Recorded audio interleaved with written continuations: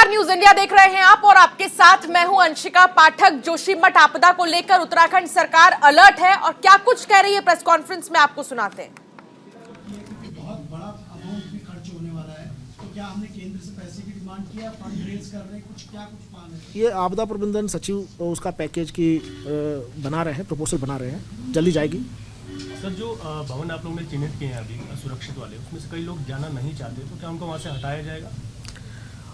देखिए, टेम्परेरीली जो जहाँ पर रीलोकेट किया हुआ है, फिर उसके बाद अब ये 50,000 रुपये हम लोग इसलिए दे रहे हैं क्योंकि ये होटल के कमरे में रहने में असहज महसूस करते हैं, वो नेचुरल है। और दूसरा, उनके सामान वहाँ पर पड़ा हुआ है, सामान को निकाल करके वो किसी किराए के भवन में जाना चाहते हैं तो चले जाए हैं।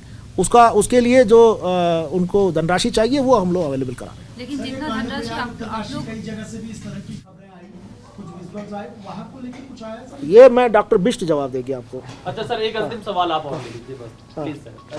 ये जो जिन घरों में दरार है, क्योंकि लोगों की मांग है, घर के बदले उनको घर मिलना चाहिए, क्या इस पर भी सरकार कोई विचार कर रही है? आप 1.5 लाख रुपए तो दे रहे हैं उनको, क्या उनको घर के बदले घर कहीं दिया जाएगा? पुनर्वास कब तक करेंगे आप इन लोगों? मैं आपको पहले ही बताया था कि लोगों की अलग अलग डिमांड है, एक ही टाइप की डिमांड नहीं है। कोई कह रहे हैं हमें घर बना के दे दीजिए, कोई कह रहे हैं हमें जमीन अलॉटमेंट कर दीजिए, हम खुद बनाएंगे, कोई कह रहे हैं कि हमें तो पैसा दे दीजिए, हम अपने मर्जी से जहाँ जाएंगे जाना चाहेंगे। किसी को देहरादून सेटल करने का भी इरादा हो सकती है कि आप मुझे मनी दे दीजिए, मैं तो देहरादून जा रहा हूँ। तो सरकार क्या चाहती है फिर इसमें? सरकार सबकी विकल्प ले रहे हैं, फिर कितने लोगों की क्या क्या विकल्प है उसके अकॉर्डिंगली हम मिक्सड पैकेज भी बना सकते हैं। ऐसा कोई पुनर्वास करने का पूरा प्लान है आपके पास? जी सर, 4000 मकान जो बनने थे प्री फैब्रिकेटेड हट्स टाइप के, जो एनटीपीसी और एससीसी को कहा था, ये कब से शुरू हो जाएंगे बनना और कहाँ पर बनेंगे सर?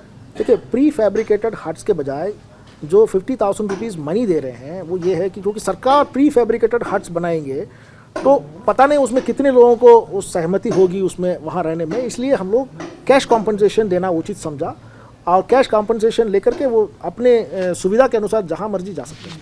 मतलब अब हट्स प्री फैब्रिकेटेड कुछ बनेगा नहीं सर?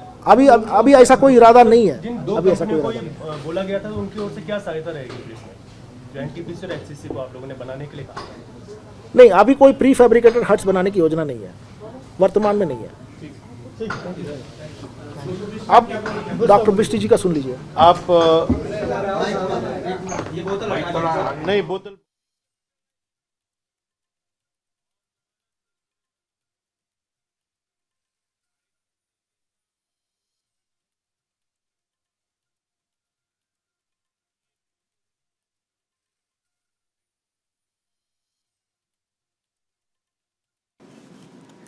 तो आप सुन रहे थे उत्तराखंड सरकार की तरफ से क्या कुछ कहा जा रहा था। कुछ लोगों की मांग ये है कि उन्हें भूमि दे दिया जाए, तो तमाम मांगे हैं। इस बीच ग्लोबल इन्वेस्टर समिट को लेकर प्रधानमंत्री नरेंद्र मोदी का संबोधन चल रहा है, सुनिए।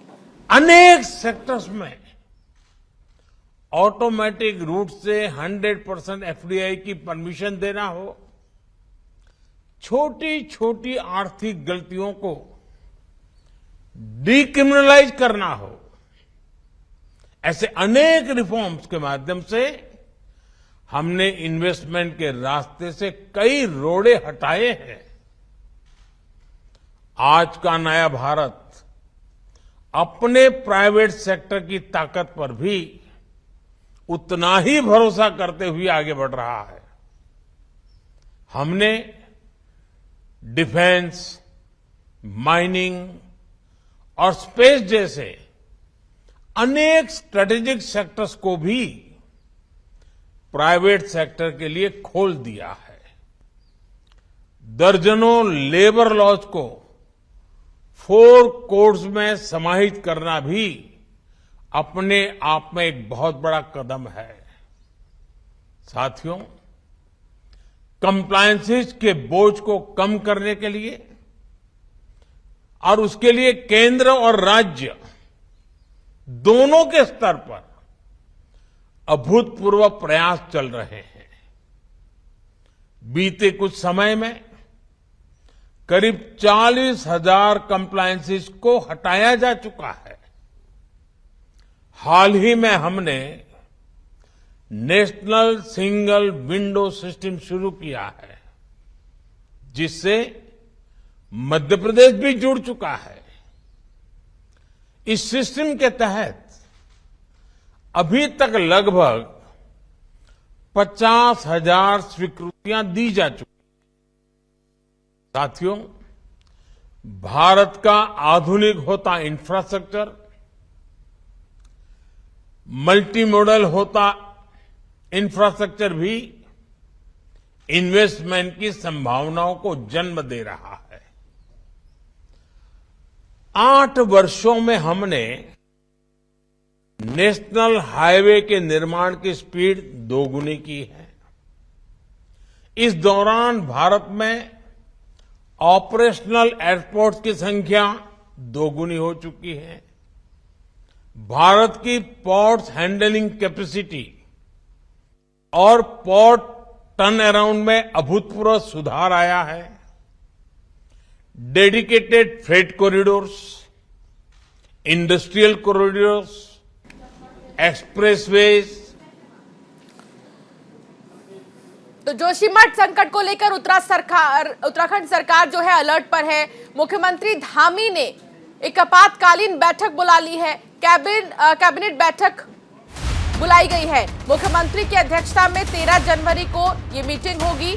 पीड़ितों के लिए मुआवजा राशि पर फैसला लिया जा सकता है। थोड़ी ही देर पहले आपने सुना सरकार की तरफ से जो जानकारी दी जा रही थी कि आखिर यहाँ के जो लोग हैं उनका क्या कहना है। कुछ लोग जमीन मांग रहे हैं तो कुछ लोग बना बनाया घर मांग रहे हैं, जिसको लेकर अभी सरकार सोच में है कि आखिर करे तो करे क्या।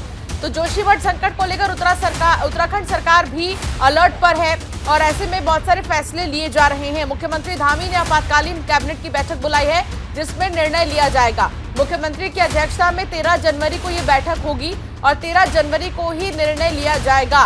पीड़ितों के लिए मुआवजा राशि पर कुछ फैसला लिया जा सकता है। हितेश त्यागी मेरे संवाददाता मेरे साथ जुड़ गए हैं। हितेश, क्या जानकारी मिल रही है कैबिनेट की मीटिंग को लेकर? इस कैबिनेट की मीटिंग में किन चीजों को लेकर बातचीत होगी? स्थिति को बचाने के लिए केंद्र सरकार सहित जो प्रदेश की जो राज्य सरकार है, स्थानीय सरकार, वो भी पुरजोर कोशिश कर रही है। लगातार वहाँ जो IAS अधिकारी हैं वो वहाँ पर बने हुए हैं। सभी सचिवों की जो तैनाती है वो जोशीमठ में कर दी गई है। लेकिन जो हालात फिलहाल जोशीमठ के वो बहुत ही कराने वाले हैं और दुख दर्द बयां करने वाले, क्योंकि वहाँ के जो लोग हैं बहुत परेशान हैं, बहुत दुख से भरे हुए हैं। तो उसी के लिहाज से 13 तारीख को आपातकालीन कैबिनेट बैठक धामी ने बुलाई है, तो उसमें मुआवजा राशि तय इसमें की जाएगी। हालांकि अभी मुख्यमंत्री पुष्कर सिंह धामी ने अपने 1 माह का वेतन मुख्यमंत्री राहत कोष में दे दिया है और सभी से अपील भी की है कि जोशीमठ की जनता के लिए सभी को आगे आना चाहिए। तो यही वजह है कि जब उत्तराखंड में संकट आया तो पूरा देश दुनिया से लोग उत्तराखंड के साथ खड़े हुए हैं। बिल्कुल, उत्तराखंड के साथ तो हर कोई खड़ा है, लेकिन देखिए उत्तराखंड की खूबसूरती देखने के लिए जितने लोग वहां पर पहुंचते हैं तो वैसे ही उत्तराखंड बहुत सारी त्रासदियों को अब तक झेल चुका है। कोई बड़ी आपदा ना आए, कोई बड़ी विपदा ना आए, कोई बड़ा कोई परेशानी ना हो जाए, इसको ध्यान में रखकर ही ये फैसला लिया जा रहा है। लेकिन स्थानीय लोग कह रहे हैं कि उनको या तो जमीन दे दिया जाए या तो उनको एक बनी बनाई बिल्डिंग दे दी जाए। तो ऐसे में तो कंफ्यूजन की सिचुएशन है। मैं आऊंगी आपके पास हितेश। इस बीच पीयूष शुक्ला भी हमारे साथ जुड़े हैं। पीयूष, आप इस वक्त वहां पर मौजूद हैं। आप सचिव मुख्यमंत्री हैं सर, आप यहाँ पहुंचे थे, इसके पहले भी आप यहाँ दौरा करने आए थे, तो ऐसे में आज बातचीत हुई है यहाँ स्टेक होल्डर के साथ, होटल्स के मालिक के साथ, क्या कुछ रहा है बातचीत? स्टेक होल्डर्स के साथ बहुत अच्छे सौहार्दपूर्ण वातावरण में बातचीत हुई है और उनकी कई प्रकार की मन में शंकाएं थी, उन शंकाओं को दूर किया गया था। एक शंका तो किसी का ये भी था कि डिसमेंटलिंग का खर्चा उनसे वसूला जाएगा। मैंने कहा बिल्कुल नहीं वसूला जाएगा। तो ऐसे संवाद से ही कई प्रकार की इमेजिनेशन दूर होते हैं। और हमने उनसे कहा कि आपके लिए वरुणावत का जो लैंडस्लाइड पैकेज है उसके तर्ज पर आपका पैकेज बनाया जाएगा और आप हम लोगों को सहयोग करिए। ये हम सबको जो है इकट्ठे इससे आपदा से संघर्ष करना है, एक दूसरे के खिलाफ संघर्ष नहीं करना है। सर, उसके अलावा अगर मैं बात करूं तो सीधे तौर पर यहाँ पर जिस तरह से डिसमेंटलिंग हो रही है, या आप 2 होटलों की आपने बात की है डिसमेंटलिंग की, तो क्या लग रहा है क्या उन 2 होटलों के अलावा अन्य की भी डिसमेंटलिंग होगी? देखिए, सरकार की तो इरादा किसी अन्य बिल्डिंग को डिसमेंटल करने का बिल्कुल नहीं है। ये 2 होटल भी इसलिए डिसमेंटल हो रहे हैं कि वो अगल बगल के स्ट्रक्चर के लिए खतरा बन गए हैं। वो अपने आप तो गिरेंगे ही, अपने आप जब गिरेंगे 10-15 और मकान डैमेज होंगे, इसलिए ये डिसीजन लिया गया था। लेकिन जो कुछ लोग स्वयं ही सुओ मोटो रिक्वेस्ट कर रहे थे कि मेरे स्ट्रक्चर डिसमेंटल हो जाए, तो उनको कहा गया कि आप अनुरोध पत्र दे दीजिए, तो जो भी अनुरोध पत्र ऐसा देंगे उनका स्ट्रक्चर डिसमेंटल किया जाएगा। आपने बताया 700 से ज़्यादा मकान जो हैं वो चिन्हित किए गए हैं जिन्हें 1.5 लाख रुपए की अंतरिम सहायता दी जाएगी। उन्हें चिन्हित करके उन्हें वैक्यूएट किया गया है, तो क्या वो भी भविष्य में मकान डिसमेंटल किए जाएंगे? हम जो एवेल्युएशन टीम है वो प्रत्येक मकान के मूल्यांकन कर रहे हैं और नाप ले रहे हैं, उसकी मेजरमेंट ले रहे हैं, क्योंकि अगर बाय चांस डिसमेंटल हो गया तो वो मेजरमेंट्स हमारे पास अवेलेबल रहें। और जो 86 मकान है जिस पे लाल निशान लगाए गए थे जो ज़्यादा असुरक्षित हैं, उनको तो वहाँ पर शिफ्ट करना ही है। तो टेम्परेरी शिफ्टिंग इनको होटल्स में किए गए हैं। अब ये 1.5 लाख की धनराशि इसलिए दी जा रही है कि वो किसी कंफर्टेबल जगह पर अपने बिलोंगिंग्स को लेकर के चले जाएं। सर, एक अंतिम सवाल यहाँ पर है कि तमाम सर्वे टीम आई, आप लोग भी सर्वे कर चुके हैं और आप सचिव पर्यटन भी रहे हैं, और इसका पर्यटन का महत्व क्या है ये भी आपको पता है। इस लिहाज से क्या इस जगह में जिस तरह से ये दरारें आई हैं, क्या इसको लेकर अब सरकार आगे क्या सर्वे की रिपोर्ट कब तक आ जाएगी सरकार के पास? मैं सभी मीडिया से अनुरोध करता हूँ, क्योंकि कई बार जो है जो हमारा जो आपदा है उसको बहुत ज़्यादा मैग्नीफाई करने से पर्यटन को नुकसान होता है। केदारनाथ त्रासदी जब हुई थी उसके बाद 2 साल तक यहाँ पर पर्यटक नहीं आए, और त्रासदी केदारनाथ में हुई थी, मसूरी में भी पर्यटकों का आना बंद हो गया है। तो इसलिए हम लोग तत्परता से इसको अटेंड कर रहे हैं, लेकिन ऐसा नहीं कि पूरे जोशीमठ असुरक्षित हो। अभी हम जिस बिल्डिंग के ऊपर खड़े हैं ये भी जोशीमठ का पार्ट है, ये बिल्कुल सुरक्षित है, आप लोग देख ही रहे हैं। जोशीमठ के 20-25% हिस्से में ही ये प्रॉब्लम आई है, पूरे शहर असुरक्षित नहीं बना है। धन्यवाद सर, हमारे साथ बातचीत कर रहे थे आर मीनाक्षी सुंदरम साहब, मुख्यमंत्री के सचिव हैं और यहाँ पर दौरे पर पहुँचे हुए हैं, लोगों से बातचीत कर रहे हैं और जल्द ही डिसमेंटल की जो कार्रवाई है वो भी यहाँ पर अब शुरू हो जाएगी। न्यूज़ इंडिया के लिए कैमरा पर्सन केडी के साथ अजस्र पीयूष शुक्ला, जोशीमठ। तो अब तक 723 मकानों में दरार है और 86 ऐसे मकान हैं जिनको चिन्हित कर लिया गया है। खतरे के निशान उस पर बना दिए गए हैं, क्रॉस के निशान बनाए गए हैं, ताकि इन घरों को सबसे पहले ध्वस्त किया जाएगा जिनमें सबसे ज्यादा खतरा है, जिनमें सबसे ज्यादा दरारें आई हैं, उन घरों को सबसे पहले ध्वस्त किया जाएगा। और ये जमीन की तस्वीर आपको हम दिखा रहे हैं कि आखिर कैसे घर तो घर ही, लेकिन कई सारे जमीन ऐसे हैं, कई सारे रोड ऐसे हैं जिनमें दरार पड़ गए हैं। तो ये बहुत बड़ी आपदा को क्या निमंत्रण दे रही हैं ये दरार, ये सबसे बड़ा सवाल है जिसको देखते हुए कई फैसले लिए जा रहे हैं। तो जोशीमठ को बचाने के लिए एक्शन लगातार जारी है। होटल मलारी और माउंट व्यू तोड़े जाएंगे। अब तक 723 इमारतों में दरारें पड़ चुकी हैं। डेंजर जोन के घर भी गिराए जाएंगे। कल विरोध की वजह से ध्वस्तीकरण को रोक दिया गया था, लेकिन अभी इंतजार है कि कब होटल मलारी और माउंट व्यू को तोड़ा जाए, क्योंकि ये पूरी तरीके से खराब हो चुकी हैं और इनमें दरारें पड़ चुकी हैं और इसीलिए सबसे पहले इन्हें ध्वस्त किया जाएगा। तो डेंजर जोन के घर भी गिराए जाएंगे। मौसम विभाग ने बारिश की संभावना इस बीच जाहिर की है। बर्फबारी तो हो ही रही है वहां पर, लेकिन अब बारिश की संभावना भी मौसम विभाग ने जारी कर दी है। उससे पहले ही ध्वस्तीकरण का काम जो है वो करना होगा, इसीलिए लगातार कहा जा रहा है कि चिन्हित किया जा रहा है मकानों को, ताकि सबसे पहले इन चिन्हित मकानों को ध्वस्त किया जाए। मुझे खींचने की कोशिश की, मारपीट की कोशिश की गई सरकार की तरफ से। सर, मैं तो एक जनजाति का व्यक्ति हूँ, मेरे साथ ऐसी ज्यादती की जा रही है, लेकिन मैं सिर्फ अपने लिए यहाँ पे नहीं बैठा हूँ। मेरा तो अपना हो जाएगा, कोई बात नहीं, मैं चले जाऊँ। मेरा तो बेटा फ्रांस में रहता, मैं निकल जाऊँगा, लेकिन मैं इसलिए बैठा हूँ कि मेरे जो इस जोशीमठ के लोग हैं, जितने प्रभावित लोग हैं, आज मैंने मैदान छोड़ के चले गया। जो आज मेरे साथ करेंगे, कल लोग ये लोग सरकार जो है कि सबके साथ करेगी, शासन प्रशासन। इसलिए मैं चाहता हूं कि मैं तो बैठा हूं यहाँ, मेरे बैठने से ये है कि अगर तो सरकार को फर्क पड़ता है तो शायद मेरे ख्याल से मेरे जोशीमठ के और अन्य प्रभावित लोगों को भी फायदा मिलेगा, इसलिए मैं यहाँ बैठा हूँ। सर, हमारी अपनी मांग पूरी करने के लिए बैठक है, जैसे बद्रीनाथ की तर्ज पे वैसे ही 1 टाइम सेटल कर दो। हम पूरी रात ठंड में यहाँ पे बैठे हुए हैं और अभी बर्फ भी पड़ेगी तभी बैठे रहेंगे, हम हटेंगे नहीं, यहाँ से डटे रहेंगे हम जब तक मांग पूरी नहीं हुई। सर, यही मांग है कि जैसे बद्रीनाथ तर्ज पे विस्थापन किया है सेटलमेंट, वैसे ही यहाँ भी कर दो। होटल हम छोड़ देंगे, हम चले जाएंगे। और पीयूष शुक्ला हमारे संवाददाता हमारे साथ जुड़ गए हैं। पीयूष, देखिए, एक तरफ तो सरकार ने जब प्रेस कॉन्फ्रेंस की और आपने भी जब बातचीत की उनसे, तो यही कहना था कि कुछ लोग कह रहे हैं कि बना बनाया घर हमें अलॉट कर दीजिए, तो कुछ लोग कह रहे हैं हमें जमीन दे दीजिए। तो ऐसे में तो कंफ्यूज सरकार ही हो रही है कि आखिर दें तो दें क्या। देखिए अभी खुद सचिव मुख्यमंत्री आर मीनाक्षी सुंदरम यहाँ पर पहुँचे हुए हैं और उन्होंने जितने भी यहाँ पर जो नागरिक थे जिनके भवन जो चिन्हित हुए हैं उनके साथ एक बड़ी बैठक की है और बैठक के बाद उन लोगों से बहुत सकारात्मक तरीके से बातचीत हुई है और ये बैठक बहुत सकारात्मक रही है। सरकार के पास उनके जो निर्णय है उसकी एक कॉपी जो है वो सरकार तक पहुँचाई जाएगी और जल्द से जल्द सरकार इस पर एक अपना ठोस निर्णय जो है वो लेगी और उस ठोस निर्णय के बाद इन लोगों को फिलहाल अभी शिफ्टिंग किया जा रहा है और अंतरिम सहायता राशि वो 1.5 लाख रुपए की जारी की जा रही है और अब से थोड़ी देर बाद वो जियो भी यहाँ पर आ जाएगा और ये सहायता राशि उन सभी परिवारों तक पहुंचेगी जिन्हें चिन्हित किया गया है। अब आपको मैं एक चीज़ और यहाँ पर बता दूं कि इन लोगों के शिफ्टीकरण के लिए ही ये अपने सामान के साथ अलग शिफ्टीकरण कर लें, इनको अलग शिफ्ट कर लिया जाए। तमाम ऐसे लोग हैं जिन्हें होटल्स और तमाम ऐसी जगह पर रखा गया है और फिलहाल अभी सरकार की तरफ से ही सारी व्यवस्था यहाँ पर की जा रही है। व्यवस्था सरकार की तरफ से की जा रही है, लेकिन जिन राहत शिविरों में इनको रखा गया है क्या यहाँ पर उतना स्पेस है कि यहाँ पर इतने घर के लोग रह सके? आपने मीटिंग कॉल किया, हमको उसकी सूचना सीडीओ साहब ने दिया और उनके अनुसार हम 9:30 बजे नगर पालिका म्यूनिसिपैलिटी के हॉल में मीटिंग के लिए पहुंच गए। वहाँ मीटिंग लेने वाले थे मुख्यमंत्री जी के प्रमुख सचिव।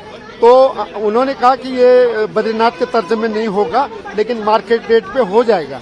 हमने बोला मार्केट रेट बता दीजिए, बोले हम नहीं बता सकते। तो हमने बोला हम भी नहीं हो सकते ये बात। मार्केट रेट को लेकर बात रुकी है जी जी जी। और फिर जो तमाम क्या बोला कि सिर्फ यही दो ही होटल टूटेंगे अभी या फिर और भी? नहीं, टूटने की बात नहीं है। मुआवजा तो सबको मिलना है ना। आज मैं समझौता कर देगा, कल सब भाइयों का जो सिमट के जितने आहत और पीड़ित हैं उनका हक खराब हो जाएगा।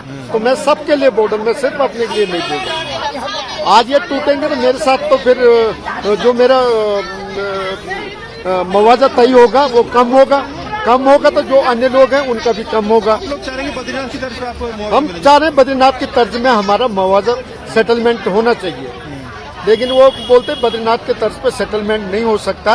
कहने लगे मार्केट रेट पे सेटलमेंट हो जाएगा। हमने बोला नो डाउट भाई, ठीक है आप रेट बता दीजिए, हम बिल्कुल आप डेमोशन कर रेट को लेकर बात रखी है। जी जी पता ही नहीं जी जी रेट नहीं बता रहे, खाली बना रहे उतने जी जी बताइए। वो हमको क्लियर कट रेट नहीं बता रहे, हमको बेवकूफ बना रहे, हमारे ये रिश्तेदारों को परेशान कर रहे, हमको परेशान कर रहे, हमको मारना चाहते हो बस।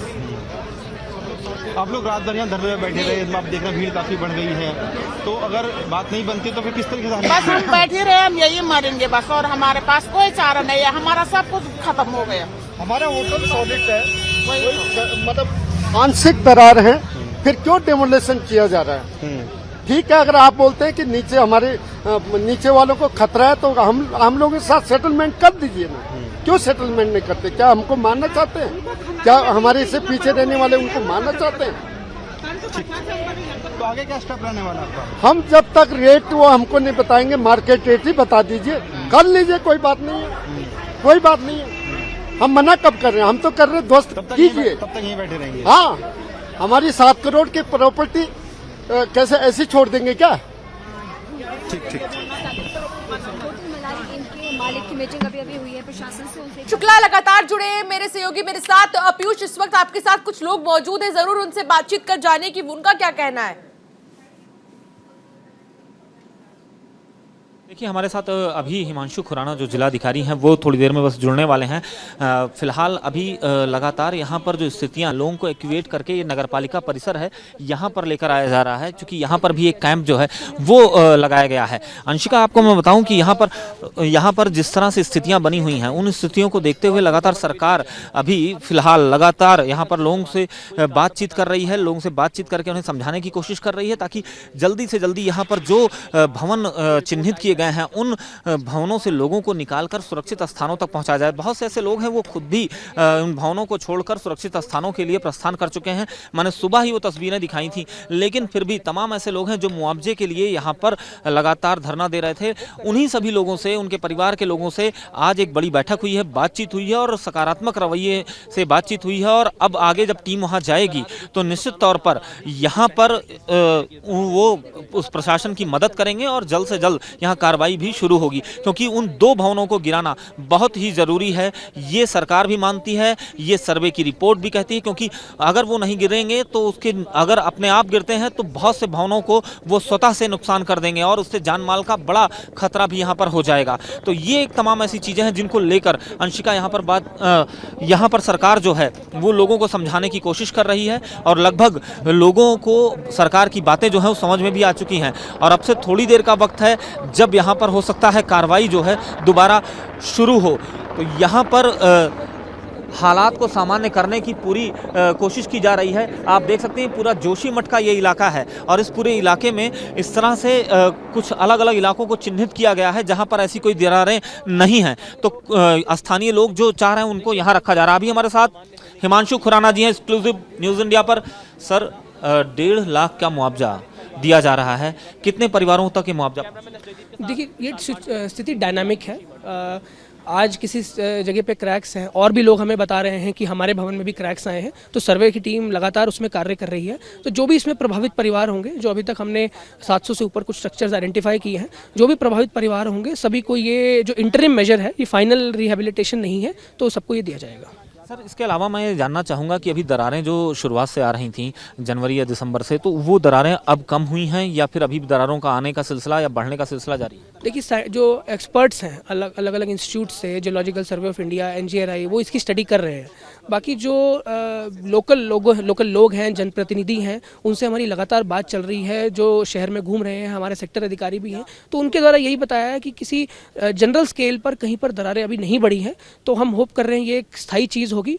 और मैं बताना चाहूँगा कि जो नीचे JP कॉलोनी है, जहाँ से पानी का रिसाव होना शुरू हुआ था, वहाँ का पानी का जो फ्लो है वो भी जो स्टार्टिंग में जो करीब 550 LPM था वो भी कम हुआ है, 300 से नीचे चला गया है। तो हम यही होप कर रहे हैं कि एक स्थायी चीज़ हो ताकि यहाँ के स्थानीय लोगों को भी राहत मिल पाए। इसके अलावा सर, जो आपने अभी बताया कि 700 कुछ भवन ऐसे हैं जो चिन्हित किए गए हैं, तो क्या उन सभी परिवारों को इवैक्यूएट कर लिया गया? नहीं, देखिए, उसमें हर भवन में ऐसी दरार, कहीं माइनर दरार हैं, कहीं मेजर क्रैक्स हैं, कुछ स्ट्रक्चर्स हैं जो अभी अनलिवेबल हो गए हैं। तो हमने ऐसे 86 स्ट्रक्चर आइडेंटिफाई किए जिनको इवैक्यूएट किया जाना असेंशियल था, इंपॉर्टेंट था, उनको हमने कर दिया, ऑलमोस्ट को कर दिया है। कुछ उनकी विसिनिटी में स्ट्रक्चर्स हैं, अगर कोई मेजर स्लाइड के केस में जो नियर बाय स्ट्रक्चर भी इम्पैक्ट होगा तो उनको भी हम कर रहे हैं। वो प्रोसेस हमारा आज पूरा हो जाएगा। बट उसके अलावा हम वेट एंड वॉच की स्थिति में हैं। लगातार हमारे सेक्टर ऑफिसर्स हैं, हमारे अधिकारी हैं, हमारे जनप्रतिनिधि भी हैं, उनसे भी हम लगातार वार्ता कर रहे हैं कि ऐसी कोई स्थिति आती है जहां पर स्थिति और गंभीर होती है तो वो हमें तत्काल पता चले और हम उसके अनुसार आगे कार्रवाई करें। और इस तरह की अगर स्थिति आती है तो उसके लिए हम प्रिपेयर्ड हैं। सर, 2 होटलों का जो सवाल है, कल भी धरने पर लोग बैठे थे, आज सुबह भी मैं वहां मौजूद था, तो महिलाएं तमाम बैठी हुई थी।